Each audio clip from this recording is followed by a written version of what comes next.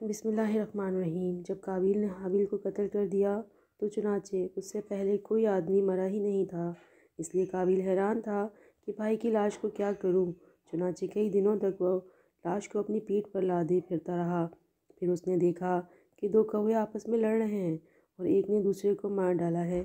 پھر زندہ کوے نے اپنی چونچ اور پنجوں سے زمین کو ریت کر ایک گڑھا کھودا اور اس میں مرے ہوئے کوے کو ڈال کر مٹی سے دبا دیا۔ یہ منظر دیکھ کر قابیل کو معلوم ہوا کہ مردے کی لاش کو زمین میں دفن کرنا چاہیے۔ چنانچہ اس نے قبر کھود کر اس میں بھائی کی لاش کو دفن کر دیا۔ دراصل اس واقعے سے ہمیں یہ سبق ملتا ہے کہ آدمی علم سیکھنے میں چھوٹا سے چھوٹے استاد کا، یہاں تک کہ کوے کا بھی محتاج ہے۔